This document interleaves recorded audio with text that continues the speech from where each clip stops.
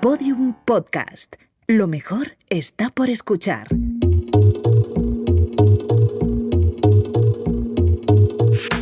Bienvenidos a El Catalizador, nuestro podcast sobre innovación, medicina y transformación tecnológica. Hoy hablamos sobre redes sociales, internet, y es que, ¿qué es lo que hacemos todos cuando tenemos un síntoma, nos encontramos mal? Pues lo que todos los especialistas nos recomiendan no hacer, mirar en internet. Y cuando miramos en internet tenemos todo el beneficio de una red de información, de unas redes sociales repletas de información que pueden aportarnos mucho valor, pero también afrontamos unos riesgos como pacientes que tenemos que controlar y conocer. Hoy, en El Catalizador, hablamos sobre esto. Soy César Velasco, director de Innovación y Estrategia Digital de AstraZeneca, y os presento El Catalizador. Con nosotros tenemos dos invitados de bandera, que nos van a hablar de redes sociales, nos van a hablar de Doctor Google y nos van a hablar incluso de Doctor YouTube, Doctor TikTok y todas esas maravillas del Internet que han venido a traernos valor y también a traernos ciertos retos.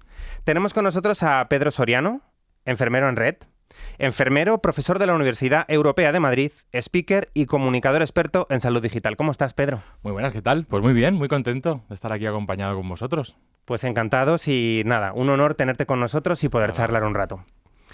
Y tenemos con nosotros a Marian García, conocida como Boticaria García, doctora en farmacia, nutricionista, comunicadora, divulgadora y creadora de contenidos que todos conocemos. ¿Cómo estás, Boticaria? Bueno, muchísimas gracias y un placer estar aquí contigo, que no tenía el placer de conocerte, y con Pedro, que sí tenía el placer de conocerle y de coincidir con él en saraos varios. Pues yo encantado de conoceros a los dos, os conocí a los dos por redes sociales y encantado de hacer de maestro de ceremonias en esta charla que promete muchísimo y en la que, para ir calentando motores, me gustaría que nos dijerais, oye, ¿cuál es este valor que te aporta la red como paciente cuando tienes dudas o cuando te estás, ¿no?, planteando qué hacer, por qué tienes esos síntomas, qué te está pasando? ¿Qué valor te aporta la red? Bueno, pues el valor que nos aporta la red es el acceso a la información. Yo creo que esa es la parte más interesante y más importante. Es decir, que a un golpe de clic tenemos información sobre salud. Al igual que tenemos el reto, que el reto es saber filtrar esa información y dónde nos fijamos y a quién miramos, ¿no? Yo creo que, por resumirlo de una manera muy breve, la accesibilidad al final da información y puedes generar conocimiento a la sociedad para que se cuiden mejor, para hacer promoción, prevención de la salud. Pero luego está el reto de que tenemos que aprender a cómo hacerlo y dónde fijarnos. O sea, conocimiento accesible, pero ojo con dónde vamos a acceder no a ese todo conocimiento. Vale. No todo vale, perfecto. Boticaria. Vivimos en la sociedad de la inmediatez, lo queremos todo aquí y ahora y no estamos dispuestos a esperar por un consejo sanitario, y además muchas veces ni siquiera es accesible, ¿no? Realmente, porque tenemos que pedir cita, consulta, y hay muchas cosas. Yo hablo mucho de la importancia del autocuidado, no de la automedicación, que está fuera de toda duda, pero sí del autocuidado, y que el paciente esté más informado y sea un paciente en el que ante determinados signos o determinados síntomas pueda encenderse una bombilla y decir, bueno, esta es la manera de actuar, tengo que ir al médico o tengo que llevar a mi hijo al pediatra cuando llega este momento, pero a lo mejor simplemente con otra serie de estrategias, y te voy a poner un ejemplo muy, muy sencillo. Realmente los test de autodiagnóstico, por ejemplo, ahora mismo es una cuestión que para el paciente es muy útil. Muchas veces, en vez de estar en una consulta esperando 3 horas en una sala de espera, pues en una farmacia tienes un test de autodiagnóstico, y si tú sabes que tienes un proceso infeccioso, una gripe A, un COVID, etcétera, puedes tomar medidas y de manera inmediata, ¿no? de manera sin una gravedad, y puedes evitar colapsar el sistema, ¿no? Eso me parece súper interesante, y que haya personas en redes sociales que divulguen, ¿no?, estas historias. Yo, por los test, por ejemplo, que hay triples, muchísima gente los desconocía hasta hace nada, ¿no? Y bueno, ¿cómo se puede desconocer que existe esta herramienta tan poderosa que puede evitar el colapso, puede frenar los contagios? Bueno, pues cositas como estas las tenemos todos los días. O sea, que al final algo tan humano, tan de la naturaleza humana como la inmediatez, te lleva a buscar en las redes, y eso hace que cambie la manera de comunicar. Y probablemente un viaje que habéis tenido ambos como comunicadores, que me gustaría que nos explicaseis cómo ha sido adaptarse a ese mundo de, oye, la gente busca cosas de manera inmediata, yo tengo un conocimiento, ¿no? Tenéis un conocimiento que queréis compartir ¿Y cómo ha sido ese viaje, esa experiencia que habéis tenido vosotros como comunicadores en redes? Yo empecé el blog en el año 2013, digamos, por una necesidad de desquitarme frente a lo que estaba viendo y que me daba mucho que pensar. En el año 2013 ya había mucha gente que tenía los smartphones y ya venía a la farmacia. Yo estaba en un pueblo de 500 habitantes y venía ya con el móvil y con su diagnóstico hecho de lo que tenía. Y cuando yo les decía cualquier cosa, cuando se daba la vuelta, pues mucha gente ya salía mirando el móvil, diciendo, a ver lo que me ha dicho esta, si está bien o está mal. Yo dije, madre mía, el doctor Google ¿qué poder tiene? Y yo, que he estudiado y tal, pues mi criterio ahora está en duda. Y dije, bueno, pues si no puedes vencer a tu enemigo, únete a él. Y entonces pues decidí abrir un blog. Claro, en el 2013 eran los blogs lo que había, Instagram no se utilizaba mucho menos a nivel profesional, o sea, si acaso... Fotolog. Sí, era fotos... Esas cosas que eran como... Sí, era el blog. Y entonces, bueno, pues yo abrí un blog y esa ventana de mi escaparate de mi pueblo, donde tenía el escaparate de la farmacia, por donde pasaban 500 personas máximo a lo largo del año, pues se convirtió en un escaparate al mundo, donde pues ahora en vez de 500 hay 500.000 personas, pero el mensaje es el mismo. Al final, yo lo que traslado al otro lado de la pantalla es lo mismo que trasladaba al otro lado del mostrador. Y la gente es la misma. Pero con un público, un altavoz, ¿no? Claro, el alcance es mucho mayor y los códigos a veces pues también cambian. Y si quieres podemos hablar luego de esto muchísimo, de claro, yo soy muy mayor, ya me considero súper mayor, porque claro, he pasado por un montón de tendencias, ¿no? Acumulas juventud. Exactamente, es una manera de verlo. Oye, pero bueno. Tú piensas que yo empecé por el blog, luego blog, Facebook, luego eso pasó a Twitter, luego Twitter ya no era Twitter, ya eran los hilos. Había que hacer hilos para que la gente no hacía clic. Yo en principio escribía posts de 3.500 palabras y la gente los leía. Luego me di cuenta que tenía que despiezarlos en Twitter. Luego apareció Instagram, y los posts, las galerías, las infografías que hacíamos todos. Luego pasó a los stories, luego los reels y TikTok. Y nos han ido perdiendo las cosas anteriores, hemos ido sumando porque no ha desaparecido ni la información online. O sea, el blog a mí me da mucha rabia, mucha gente dice el blog. Mucha gente sigue buscando en Google. O sea, claro, sí. O sea, ves que la gente entra, ¿no? Yo creo que el reto estaba el reto que tenemos los profesionales sanitarios es transformar lo complejo que puede llegar a ser la ciencia, ¿no? y la evidencia científica en accesibilidad, en información. Y yo creo que aquí tenemos una experta en eso, ¿no? Es decir, adaptarte al canal y a cómo va la tendencia, cuántas tendencias vamos pasando y las que nos quedan, ¿no? ¿A dónde estamos ahora? Yo recuerdo cuando empecé, además hace poco me salía el aniversario en X o en Twitter. Yo le sigo llamando Twitter, yo creo que nunca le voy a cambiar el nombre, pero bueno. Recuerdo que yo lo que quería hacer es darle un espacio al paciente en la red, es decir, un espacio donde poder conocer el testimonio, generar una red de apoyo entre iguales. Es tan importante cuando te diagnostican una enfermedad poder encontrar un igual. O sea, las redes sociales realmente han ayudado y están ayudando a mucha gente a la soledad no deseada. Fijaros, hay gente que le diagnostica una enfermedad, tiene que dejar de trabajar, tiene que estar en su casa todo el día y no tiene acceso a nada más, por diferentes motivos de salud. A un golpe de clic, que puedas encontrar un grupo de apoyo, que puedas encontrar gente, bueno, no solo un grupo de apoyo entre iguales, sino también a profesionales que hablen de ese tema, ¿no? Lo hablábamos antes de empezar. Hablábamos de mi tesis, a ver si la termino este año. Sí, total. Pero es que una de las cosas que decían estas personas que conviven con una enfermedad poco frecuente es: tarda una media de 6-7 años en ser diagnosticado con un nombre. Fíjate, están deseando tener una etiqueta, cuando mucha gente no quiere tener la etiqueta. Pero una vez que tienes la etiqueta, sabes dónde buscar, sabes a dónde ir, ¿no? Y déjame que enganche aquí, Pedro, porque es verdad, hemos estado hablando de tu tesis, estás haciendo una tesis con pacientes. Sí, con pacientes y cómo estos utilizan las redes sociales para mejorar su salud. Que es estupendo que podamos hacer tesis sobre el impacto de las redes sociales en la salud de las personas, ¿no? Claro, yo el primer artículo va sobre beneficios y perjuicios del uso de estas tecnologías en el mundo desde la vista del paciente. No estamos hablando del profesional, sino desde el punto de vista del paciente. Y lo que me planteo ahí es, oye, cuando nos formaron, ¿no? Estuvimos pues en la universidad, farmacia, en mi caso medicina, en tu caso enfermería. Yo no recuerdo formación en este ámbito y para nada cuando hice la tesis, y también me gustaría que Boticaria nos contase esa perspectiva de poder hacer ciencia y poder hacer realmente medir el impacto que tienen las redes sociales en los pacientes. ¿Cómo estás viviendo esto? ¿Cómo lo viven tus alumnos? ¿Qué está pasando en el mundo académico con esto? Es una pasada. Ellos están súper implicados. Yo doy la asignatura de comunicación y relación de ayuda, o sea, estoy en mi salsa porque a mí me encanta todo esto y de hecho este año hemos empezado a hacer un debate, o sea, tiene tienen que luchar entre ellos entre debates de salud, es decir, la eutanasia, la prescripción enfermera, tienen que desarrollar habilidades de comunicación, porque estamos en la era de la comunicación. Es decir, ahora mismo un profesional sanitario, si quiere estar presente, y además necesitamos que estén, es decir, yo quiero que las enfermeras, que los profesionales sanitarios estemos en redes, porque somos el sello de calidad. Toda la información está en Internet.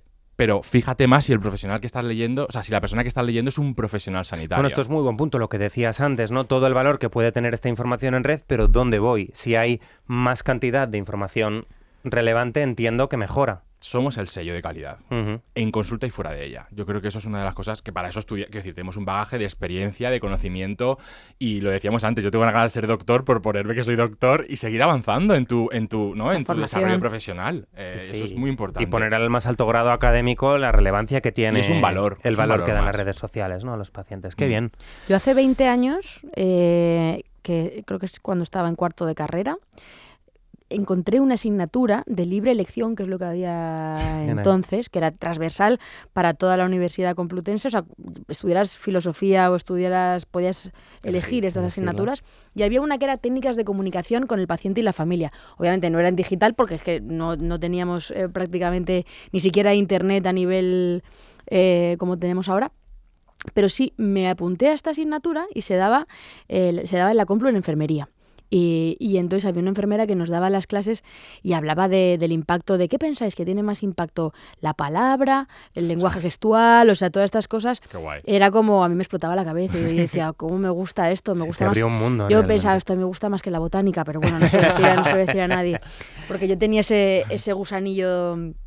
Bueno, realmente yo quería ser periodista, pero claro, mis padres eran farmacéuticos y me dijeron, tú estudia farmacia y comerás caliente, hija, algún día, ¿no? Pero claro, luego al final la cabra tira al monte. Y sí creo que es importante, y ahora dentro de las universidades, pues donde trabajas, Pablo, yo he trabajado también en la Isabel I y ya desde el principio en todas las carreras universitarias hay una asignatura de comunicación, ¿no? Y eso es fundamental. Pero claro, estamos hablando, y me llama la atención, ¿no? Se me saltan también las alarmas, lo del sello de calidad. El problema que tenemos es que también hay muchos profesionales sanitarios que no están basados en la evidencia. Entonces, es un melonazo que hay que abrir. Sí, claro. Bueno, pero es que a mí me preocupa, ¿no? Sí, porque yo siempre estoy pensando en todas las personas que me escriben por redes sociales. Concretamente el otro día me escribió una chica por la mañana y me dijo, eso que has puesto de lo del vinagre antes de las comidas y tal, bueno, pues un truco, ¿no?, que está por ahí popularizándose, de que tú tomas vinagre antes de la comida, eso baja la curva de glucosa y tal, y yo lo que hacía era relativizar el impacto, decir, bueno, o sea, esto puede tener un efecto sobre los hidratos de carbono, pero no solo los hidratos de carbono simples, y además una persona que tenga diabetes tiene que tener su tratamiento, o sea, esto no es para una persona... Y si estás sano, pues el impacto en tu curva de glucemia no va a ser significativo como para que pierdas el tiempo en esto, enfócate en otras cosas, no sustituye temas mucho más importantes a nivel clínico. Claro, entonces yo estaba diciendo esto y entonces me escribió una persona por privado y me dijo, claro, yo sigo a una doctora de Santander y la doctora de Santander está a tope con el chupito de vinagre. Y entonces, claro, yo intenté ser muy polite y le mandé varias fuentes que tenía, claro, no papers, sino, bueno, algunas... Siempre hay instituciones, ¿no?, pues como la Escuela de Salud Pública de Harvard o la OMS o tal, que tienen partes para pacientes y que al final tienes, bueno, pues como un aval que la gente lo pueda entender. Un material más adaptado para paciente. Y entonces yo se lo dije y le dije, oye, mira, que yo no pongo en duda, es que deberíais respetaros unos a otros. Me dijo, yo respeto totalmente a la doctora de Santander, absolutamente. Pero la ciencia es la ciencia. Pero la ciencia sobre este punto, a lo mejor podríamos ser grandes amigas, pero la ciencia sobre este punto, pues claro, es clara, dice esta serie de cosas, y a partir de ahí, bueno... Y me gustó porque yo fui muy educada, o sea, no le dije, pues no tiene ni idea, no, siempre es como la gestión, ¿no? Fue una conversación amable de, oye, yo con todo el respeto te mando los artículos, y la chica, la pobre, yo creo que se sintió un poco agobiada y me contestó, oye, que yo de verdad, que yo te sigo y me voy a comprar tu libro. Digo, no, si no hace falta que... si no es eso. Digo, si no es eso, simplemente que entiendas que cuando un profesional da una opinión, tiene que poner la fuente que lo avala, ¿no? Entonces yo creo que esto es muy importante. O sea, que se está abriendo un tema, Pedro, sobre la responsabilidad no solo como usuarios de las redes a la hora de buscar la información, sino, oye, como emisor de la información, seas profesional sanitario o no, hay una responsabilidad en qué tipo de información compartes y si realmente está validada. Sí, y sobre todo es que como tenemos que seguir esas tendencias, muchas veces nos podemos equivocar. Es decir, sale una noticia que hace que se abre un melón en temas de salud y el grupito, me refiero al grupito, la gente que Sí, estamos sí. muy activos, empezamos a hablar del tema, porque eso es lo que ocurre. Los torreznos son más saludables que las hortalizas. Y claro, y nosotros mismos somos los que le metemos mecha, le damos gasolina a la Claro, noticia. es Pero decir, entiendo que tenéis que estar ahí, porque es la inmediatez, es lo que la gente va a estar buscando y tienen que tener una respuesta. ese es el gran... o sea, quien consigue hacer eso de manera constante, como profesional, para mí es como... Yo les tengo, ¿no? Cuando, pues como ella, Alfredo Corel, a mí me parece una persona que ha cumple el objetivo, ¿no? Es decir, está al día de lo que está ocurriendo y además lo hace muy bien y transforma esa información. Pero claro, luego, cuando te pones en el otro lado, también tenemos que hacer autocrítica. Es decir, necesitamos crear una sociedad que tenga un pensamiento crítico con lo que está leyendo, ¿no? Yo lo digo por mi familia. Bueno, se lo pasaré a mi familia, pero que esta parte no la escuché. Quiero decir, yo a veces me pasan información o veo información en grupos de WhatsApp que tengo con mi familia y no se lo o sea, es que ni siquiera se plantea si eso es verdad o no. No, es que ha salido esto y, ¿sabes? Hay que generar, o sea, tienes que dudar. Cuando tú ves una información de salud en internet o te lo encuentras, mira quién es el autor, la fecha que está publicado, que mucha gente internet no Sí. caduca, ¿no? El blog Sí, de Boticaria está ahí y a lo mejor hay cosas que no están sin que actualizar. no están Entonces, yo siempre actualizadas. pongo las fechas en todo. Es Mira, súper eso importante durante la pandemia, en las infografías, una cosa súper importante que hacía yo, en cada infografía ponía la fecha, porque a veces en el mismo día cambiaba 3 Cambiaban veces cosas. la información. Me acuerdo cuando las recomendaciones de la lactancia Ah. en recién nacidos, de si se separaba el bebé de la madre, de si no, de si tal, de si cual, y en el mismo día hubo tres cambios. Yo tenía una ilustradora que colaboraba conmigo para ponerlo bonito, ¿no? Y que la información llegara, y a la pobre la tenía mareada, porque cada 3 horas decían una cosa. Que también os digo qué bonito y qué responsabilidad tenéis que sentir,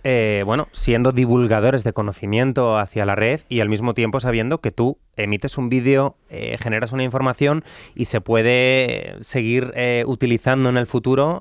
Claro, Y hay entonces, gente que igual, bueno, estos 2 trucos que nos das. Uno, verificar quién es la persona, quién es el profesional sanitario que te está hablando, de dónde viene, de qué habla. Y verifica luego la la persona, fecha, ¿no? La fecha.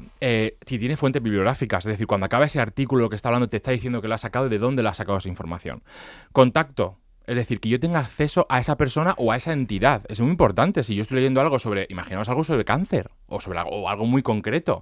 ¿Quién lo ha escrito? Que tengas acceso un poco a esa información. Y luego también, ¿quién está detrás? Es decir, muchas veces hay gente que avala, ¿no? Hay webs que están avaladas por el ministerio o por sociedades científicas.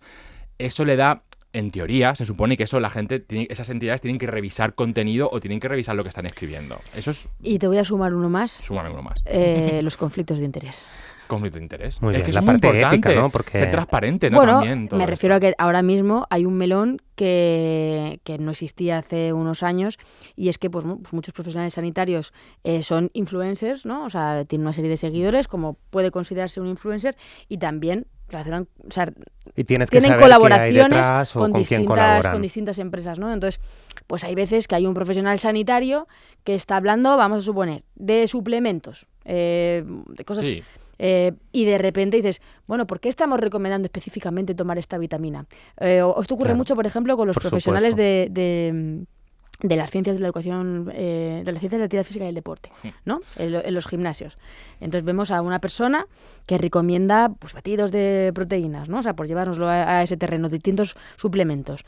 Y luego está su código de descuento. O Claro. recomiendo unas barritas energéticas con mi O sea, código saber por qué de lo está descuento. haciendo y que ese Claro. interés sea legítimo Claro, es súper realmente, importante. ¿qué evidencia hay de estos suplementos? Es completamente legítimo recomendar unos suplementos y, bueno, en el mundo Sí. farmacia, la cosmética, o sea, está fenomenal. Pero también hay que plantearse que cuando algo es buenísimo y algo es malísimo o algo no se menciona nunca, ¿Qué hay detrás? ¿qué hay detrás? Y una pregunta, porque hemos hablado de la responsabilidad que tienen los usuarios y les hemos dado unas claves, pero os quería preguntar, en el catalizador hablamos de cómo somos capaces de generar esa chispa, esa transformación en un sistema sanitario que necesita una transformación para abordar pues, los retos que tenemos de envejecimiento, de cronicidad.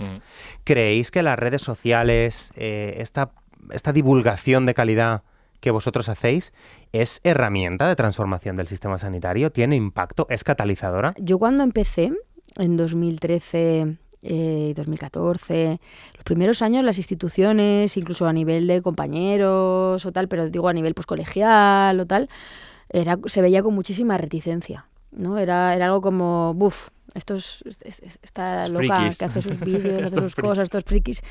No, entonces Un poco así, era un poco así, ¿eh? no se incorporaba, o yo incluso en algunas charlas me acuerdo una charla que di en una universidad sobre comunicación científica, pues una profesora que estaba como, bueno, con la mente abierta a sus alumnos del doctorado, darles una charla para cómo comunicar su tesis, cómo comunicar sus cosas, y había profesores y levantó uno la mano diciendo que quién era yo, digo, para hablar de en los medios de comunicación, ¿no? Que eso tenían que ser, pues, solamente las sociedades científicas, tal, como con mucha reticencia que alguien freelance, como yo, ¿no? Alguien que no pertenezca a ninguna sociedad Pudieses científica pertenecer a ese... pudiera ir a la tele o hablar en el periódico hablando de salud, de prevención, de cualquier cosa, ¿no? Ujú. Y ahora, el impacto, el altavoz que tiene Boticaria García o Enfermero en Red, lo que nos explicabas al principio, en un momento en el que no todo el mundo habla del COVID, no todo el mundo habla de la gripe, no todo el mundo sabe que hay diagnóstico rápido, el impacto que tiene tu mensaje cuando Hombre, yo el divulgas... impacto lo empecé a ver cuando me empezaron a llamar desde colegios profesionales, no solo de farmacia, sino otros colegios, Ujú. o desde gente que quería organizar simposios desde la ciencia, para ver si yo podía convocar en redes sociales para que fuera gente. Y dije, bueno, ahora ya sí les interesa, porque han visto que hay un efecto llamada, ¿no?, en las redes sociales. Y luego ya pues la última derivada es poder colaborar, y yo llevo ya muchos años colaborando estrechamente con el Ministerio de Sanidad, pues por ejemplo el 18 de noviembre, que es el día la Jornada Europea para hacer frente a las resistencias antimicrobianas, Sí. pues ese acto que se hace en el Ministerio de Sanidad, yo llevo muchos años presentándolo ya, o he colaborado con el Ministerio de Consumo para hacer recetarios sobre alimentación rápida, barata y saludable. Es decir, ya desde las propias instituciones, de los propios ministerios, son conscientes de que hay unos agentes de salud en el medio digital, y claro que creo que eso es un cambio, la ¿no? palanca O sea, de transformación que supone, ¿no?, esta herramienta, desde luego. ¿Y cómo lo ves tú? ¿Cómo lo ves, Pedro? ¿Catalizadores? Somos catalizadores, cada uno en su medida, yo creo que sí que lo es.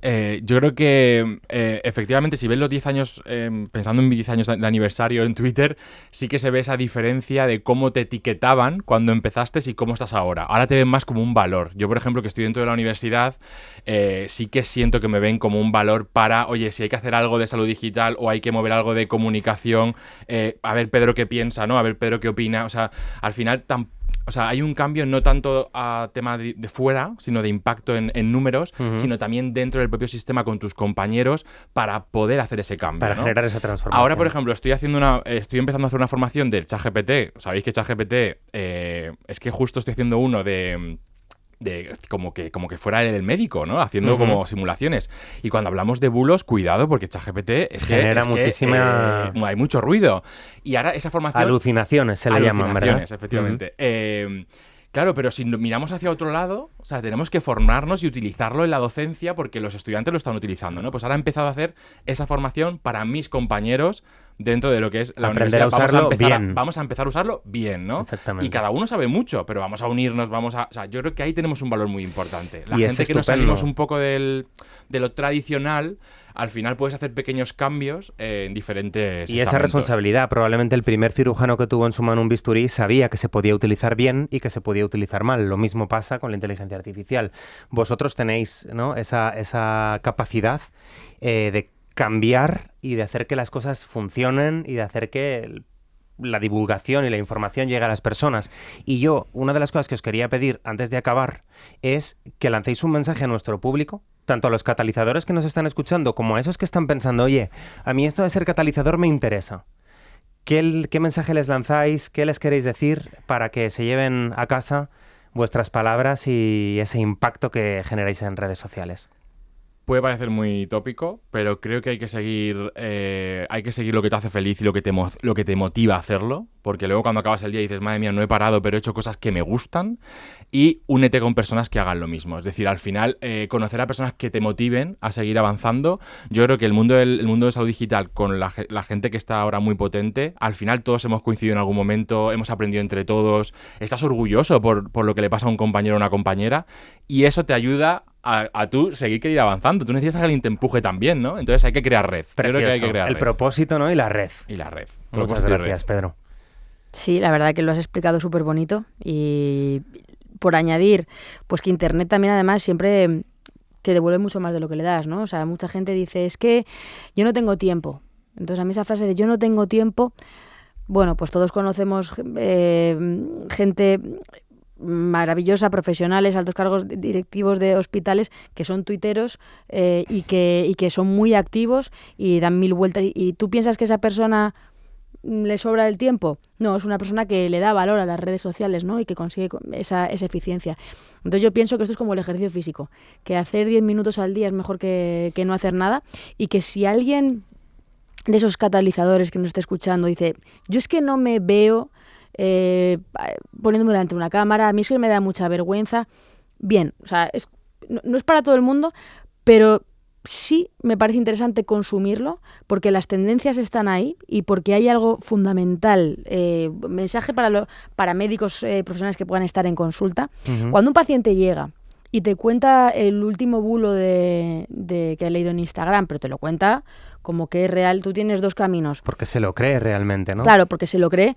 Suele haber dos caminos, ¿no? El profesional que de alguna manera se ríe, se burla o se desprestigia del bulo, no de la persona, pero sí de vaya tontería, ¿no? O sea, esa infravaloración el contenido que una persona te da, no lo puedes infravalorar, tú tendrás obviamente un criterio, pero esa persona cree en ese contenido y es más, a la persona a la que ha escuchado, que es su influencer de referencia, a la que sigue su vida o al que sigue su vida y sabe cómo desayuna, cómo cena y cómo tal, la quiere más que a ti. Esa y es parte de su vida. Con lo cual, ten cuidado cómo tratas la información que alguien te dice sobre lo que ve en Internet, porque ahí está también la confianza que va a tener en ti. Entonces, aunque tú no quieras, tienes que estar activo a esto, tienes que tener herramientas de comunicación para poder gestionar todo lo que viene y ser tú el que te ganes la confianza y que el paciente vaya a ti en primer lugar o te anticipes, ¿no? Pues Boticaria, qué mensaje más potente. El primero, respetemos a los profesionales sanitarios que hacen el esfuerzo de estar ahí, que hacen esa gimnasia, esos 10 minutos al día, pero que es un esfuerzo extra y que a veces le puede dar reparo, le puede dar vergüenza, pero respetemos ese esfuerzo y luego escuchemos eso que se comenta en las redes, escuchemos a los pacientes, porque las dudas que tienen, los bulos que nos traen a veces, tienen una parte de verdad, que es la parte que ellos viven, y para acompañarles y transformar su viaje, tenemos que estar ahí, tenemos que escucharles y tomarnos en serio esa información que les llega. Muchísimas gracias. Llegamos al final de este capítulo del Catalizador. Esperamos haber ayudado a nuestros catalizadores, a esos que se lo están pensando en sus casas, a encender esa chispa, a formar parte de la transformación digital que está ocurriendo en las redes. Esperamos haber formado también parte de esa magia que sucede en las redes, esa divulgación, esa ciencia a la que podemos acceder y también que podemos divulgar cada uno de nosotros como parte de este ecosistema. Y esperamos encontraros en el próximo capítulo de El Catalizador. Muchísimas gracias.